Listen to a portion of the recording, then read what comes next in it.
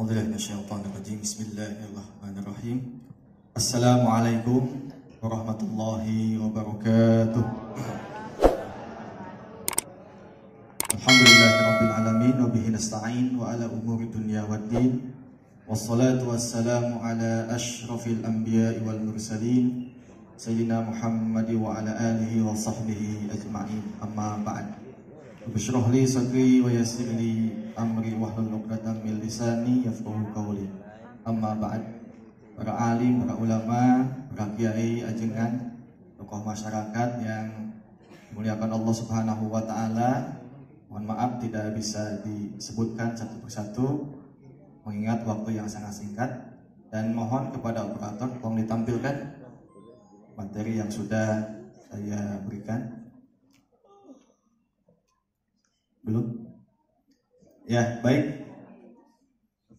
Nah, baik Bapak Ibu sekalian, masuk ke kita akan menganalisis terkait dengan isi kitab Tasawuf Sunda dan Fikih Sunda.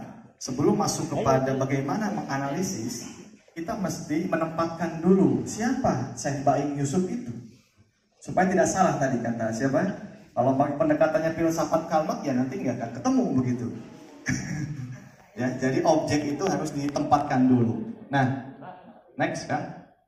Kita kalau melihat kepada tulisan sejarawan bahwa Syekh Baing Yusuf itu intinya adalah seorang tokoh, seorang ulama. Ini kata kuncinya. Tokoh yang menyebarkan Islam di Purwakarta dan juga ulama yang menguasai ilmu-ilmu agama. Ini dua kunci. Kalau kita masuk ke Google juga sama itu. Ya, jadi Syekh Baing Yusuf itu pasti yang tampilannya itu adalah ulama dan tokoh yang menyampaikan ajaran agama.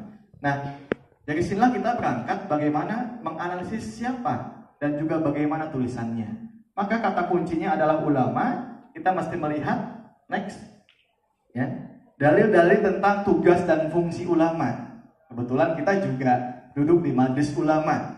Paling tidak mengevaluasi, mengingatkan kita bagaimana ulama itu semestinya.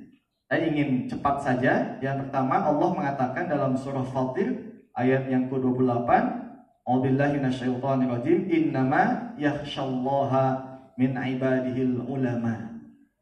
Di sini dikatakan Sa'id bin Jubair mengatakan al-ulama al-khasyatu hiyallati tahulu bainaka wa bainallah azza wa jalla. Jadi yang disebut dengan ulama itu dia yang takut, kemudian antara maksiat dengan ketaatan itu punya pemisah, maka itu disebut dengan khasyah. Jadi kalau maksiat dengan ketaatan tidak ada pemisah, tidak tahu mana pemisahnya, itu bukan ulama. Kemudian yang kedua, tugas ulama itu adalah ud'u ila sabili rabbik. Selalu mengajak, mendakwahkan, dan yang diajak itu ila sabili rabbik, bukan ke jalan yang lain. Jadi kalau ada yang ngajak ke jalan yang lain, maka tugas ulamanya sudah hilang, begitu. Ya, maka konsistensi ulama itu adalah ila sabili rabbik bil hikmati wal mau'izatil hasanah wajadilhum billatihi ahsan.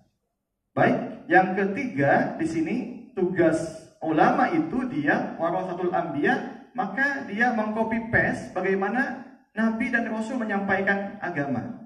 Di sini saya kutip, yatlu alaihim ayatihi wa yuzakkihim wa yu'allim. Satu, tugasnya tilawah. Maka ngaji ulama itu ngaji kitab. Saya masih ingat Gus Bahak mengatakan, Gus, kenapa Anda kemana-mana bawa kitab? Saya tidak mau menjelaskan Islam kata mulut saya. Saya ingin menjelaskan Islam itu kata ulama, gitu, yang punya otoritas. Maka kalau hanya sebatas bebas gitu ya, tanpa teks, itu namanya bukan ngaji, ya, tapi standing comedy. Gitu ya. Nah, maka tilawah kemudian tazkiyah. Ya, jadi tazkiyah itu bisa bagaimana mengubah keyakinan yang menjadi tidak soleh menjadi soleh, membersihkan tadi dengan tasawuf, dengan fikih dan lain sebagainya.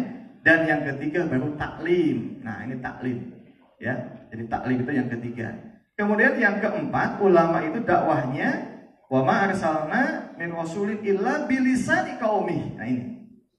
Jadi saya mengingat ayat ini, maka Syekh Baing Yusuf itu beliau 11 tahun menjadi tulab di Mekah. Kabayang kan bahasa Arab melotong. Tapi kenapa beliau tidak nulis kitab dengan bahasa Arab? Nah, inilah salah satu fungsi dakwahnya itu dengan lisan kaumnya. Maka Sunda Pagon tadi itu adalah media untuk mendakwahkan Islam supaya mudah dipahami oleh siapa? Oleh kaumnya. Oke, next. Dan yang selanjutnya tugas ulama ini dalam hadis adalah wa innal ulama'a warathatul anbiya. Ya, ini belum diganti.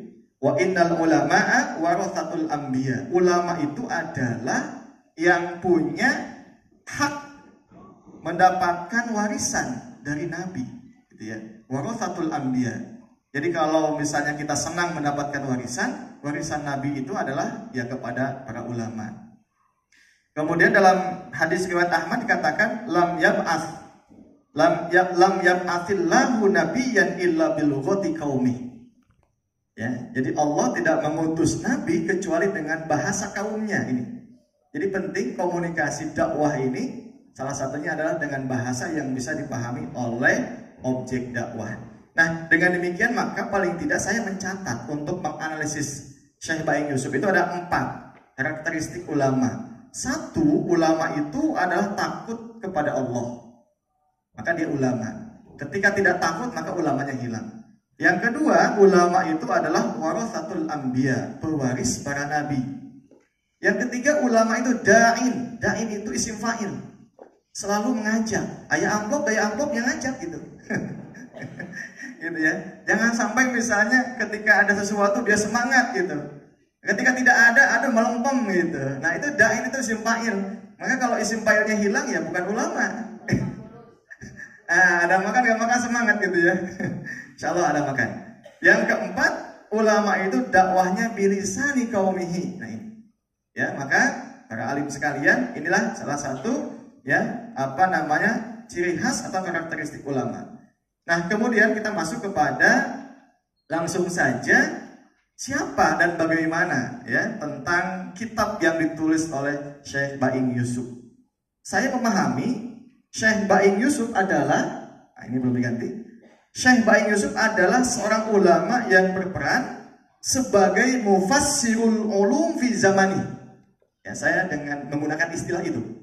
Jadi Syekh Baing Yusuf itu adalah mufassirul ulum fi zamani.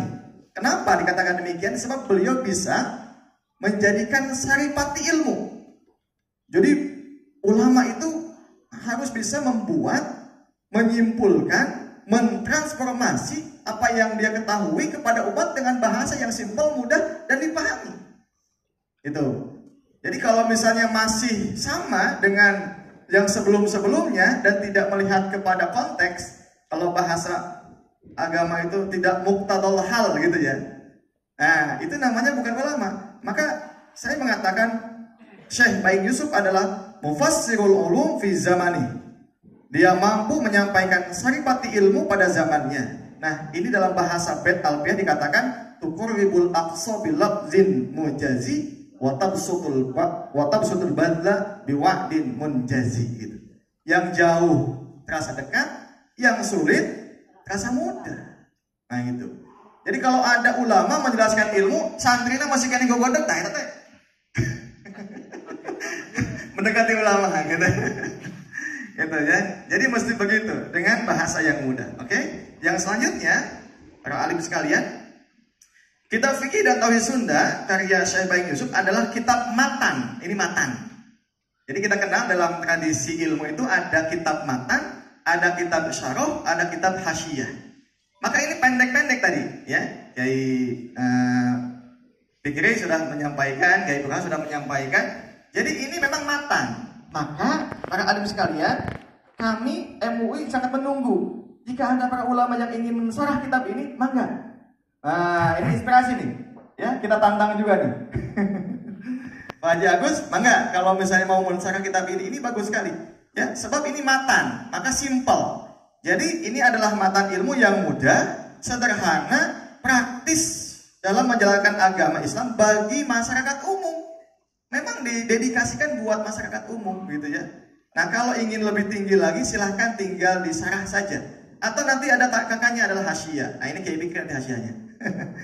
Baik, yang ketiga, para alim sekalian, pemikiran Syekh Baing Yusuf konsisten. Saya katakan konsisten dengan madhab fikih Syafi'i. Gitu ya. Kenapa? Salah satu identitas mazhab Syafi'i itu selalu mendahulukan pembahasan kalam sebelum membahas fikih. Coba cek. Ya. Cek misalnya Imam Qadhi Thayyib Al-Baqillani, kemudian Imam Al-Juwaini, Imam Al-Ghazali, kemudian Imam Al-Amidi, semua pembahasannya fikih, membahas hukum tapi diawali dengan kalam. Itu ciri khas mutakallimin, mendahulukan tauhid, mendahulukan kalam sebelum fikih. Maka sampai-sampai ulama ketika membaca Al-Mustasfa min Ilmil Usul, tulisan Al-Ghazali, seolah-olah ini adalah Al-Usul ay Usuluddin. Tidak menyangka bahwa itu adalah usul fikih. Sebab diawali dengan bab kalam. Nah ini. Jadi konsistensinya beliau sebagai Syafi'iyah tulen gitu ya. Bahasa mudahnya. Yang keempat, para alim sekalian, pemikiran Syekh Baing Yusuf menguatkan sanad keilmuan para ulama sebelumnya yang menulis kitab fikih berdasarkan hasil ijtihad ilmiah. Jadi tradisi ulama itu kalau kita baca itu pada zamannya mereka itu menulis sesuai dengan hafalannya dan sanad ilmu yang sudah didapatkannya. Saat ini mohon maaf kalau kita bandingkan dengan kondisi saat ini, kita banyak tidak menulis sebab banyak aturan ilmiah yang membuat kadang nulis itu menjadi susah. Harus skopus kalau dosen. Begitu ya, mesti footnote, apalagi hari ini ada Mendeley gitu ya, Pak Bajri ya, ada Mendeley, citasinya itu harus Mendeley, harus terkoneksi dengan jurnal yang sudah ada gitu. Tapi tulisan ulama dulu coba lihat misalnya tafsir ya banyak ulama-ulama Ibnu Katsir misalnya, itu menulis itu terus, bahkan juga ya mana komana, ya mana titiknya gitu. Ya, saking mukasyafah dengan Allah, dia dibuka ilmunya begitu ya. Nah begitu pun juga dengan Syekh Baing Yusuf. Kemudian juga selanjutnya yang keempat, ya, metode dakwah Syekh Baing Yusuf telah berhasil menyampaikan ajaran Islam melalui pendekatan bahasa Sunda dan budaya dengan prinsip memperhatikan kearifan lokal setempat. Nah ini juga menjadi kelebihan Syekh Baing Yusuf. Baik, selanjutnya para alim sekalian, ini sekaligus ini ya. Jadi tulisan atau corak penulisan kitab Syekh Baing Yusuf adalah kitab fikih Sunda yang tasawuf menggunakan pendekatan mantuk, mafhum, dan makul. Jadi gabungan mantuk, mafhum, dan makul yang diracik menjadi satu tulisan. Contoh tadi Kiai Burhan ketika menyampaikan binatang-binatang yang tidak boleh, yang boleh dan tidak boleh dimakan. Sebetulnya kan teks bahasa Arabnya hanya sedikit, tapi beliau kiaskan dengan tadi manuk, disebutkan nama-namanya. Itu sudah makul. Itu sudah mengkiaskan teks menjadi konteks. Dan konteks contohnya yang ada di tengah-tengah kita begitu. Nggak jauh-jauh. Ya, itu kehebatan beliau. Nah, ini beliau menggunakan pendekatan dari usul fikih Al-Ghazali. Nah, selanjutnya juga para alim sekalian, pemikiran fikih dan tasawuf Syekh Baing Yusuf banyak diinspirasi oleh kitab Fathul Qorib Al-Mujib. Ya. Kalau bahasa kita yang sederhana, kitab Takrib dan juga Arba'in fi Usuluddin. Tasawufnya yang ditulis oleh Al-Imam Al-Ghazali. Kemudian gaya penulisan kitab fikih dan tasawuf Syekh Baing Yusuf sangat mengandalkan kekuatan hafalan. Ya, yang mengalir secara spontan dari benak pikirannya dengan penuh keikhlasan. Jadi begitu. Jadi ulama-ulama dulu itu menulis ya sudah, apa yang ada di kepalanya dituangkan. Ya, gitu. Jadi terlalu luak liat begitu. Terus sampai Masya Allah, itulah komunikasi dia dengan Allah, sehingga ilmu itu dibuka. Coba lihat ulama-ulama, kalau nulis gak sedikit, puluhan jilid kitab. Kalau kita 10 halaman ya guys, enggak. Itu. Ya, kalau ulama-ulama itu gitu. Nah gitu, itu kelebihannya. Jadi hafalannya kuat begitu ya. Kemudian juga selanjutnya materi pembahasan fikih dan tasawuf yang dituangkan dalam fikih, kitab fikih Sunda tasawuf Sunda mencerminkan, ini kata kuncinya, refleksi kehidupan pada zamannya. Nah, ada yang tanya kenapa tidak dibahas bab hudud? Kenapa tidak dibahas masalah fikih munakahat?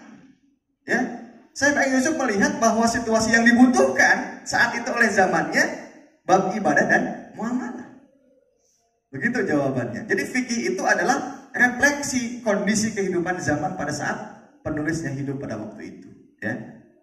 Nah, kemudian juga ini sedikit saya analisis tentang teksnya yang menunjukkan bahwa sebetulnya ada kutipan-kutipan yang punya kesinambungan dengan kitab-kitab sebelumnya.